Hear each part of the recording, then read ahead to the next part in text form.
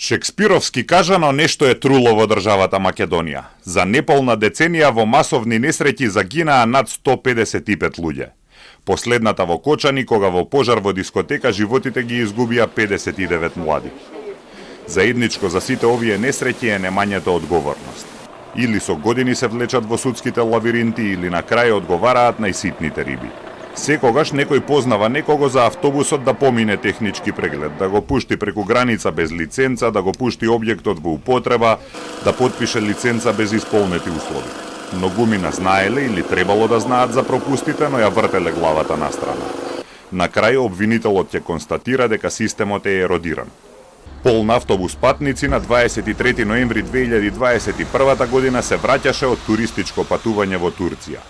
Во 3 часот утрината во близина на бугарскиот град Перник, возачот губи контрола врз возилото, удира во заштитната ограда пошто автобусот пламнува. 45 луѓе ги изгубија животите во пожарот кој за неколку минути го проголта автобусот. 7 мина се спасија. Автобусот немал лиценца за меѓународен превоз на патници. Излегол од земјава без да биде електронски евидентиран, туку само бил заверен листот за превоз на патници. Двајца цариници кои го пропуштиле беа суспендирани, а беа најавени санкции за нивниот раководител. Окружниот суд во Перник на почетокот на годинава пресуди дека делум на вина за несреќата има и Агенцијата за патна инфраструктура на Бугарија поради лошо проектираниот пат и неправилна сигнализација. Скопскиот кривичен суд во март минатата година го осуди сопственикот на Беса Транс Беким Хаджију на 1 година и 8 месеци затвор за фалсификување исправа. Скопска апелација во декември ја укина пресудата и го врати на повторно судење.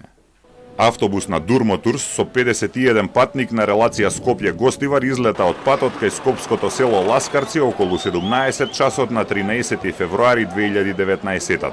Загинаа 16 патници. Освен транспортна фирма, сопственикот на Дурмотурс имал и сопствен технички преглед на кој ги поминувал автобусите.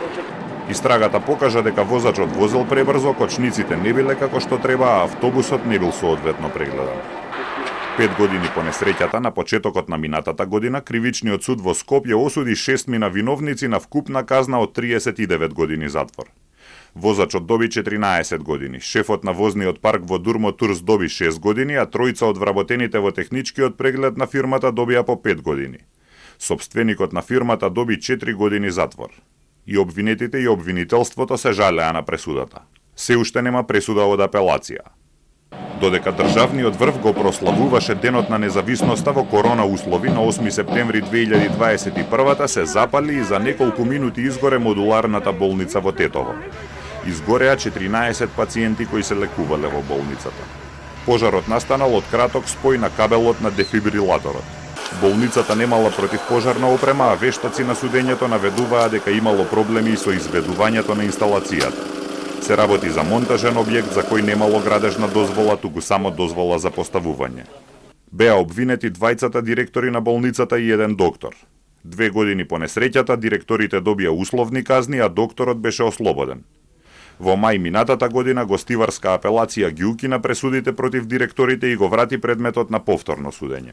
Силен летен дожд на 6 август 2016 ги зафати јужните падини на Скопска Црнагора. Незапаметеното невреме почна во попладневните часови, кога целиот Скопски регион беше погоден од обилни врнежи од дожд и силен ветер. Наврнаа 93 литри на квадратен метар. Поројот се спушти надолу кон скопските села Стајковци и Сингелич и ги однесе животите на 22 луѓе, по најголем дел околу скопската обиколница. Властите тогаш рекоа дека се работи за 1000 годишен дожд и оти против природата не се може ништо. Експерти и тогаш објаснуваа дека обиколницата била несоодветно изградена, одводните канали не биле исчистени и биле претворени во диви депонии, а дивата сеча на Скопска Црнагора ја оголела планината, па немало што да ја спречи на дојдената вода. Да биле направени сите овие работи, штетите ќе биле многу помали. И тогаш вината беше префрлана врз системот.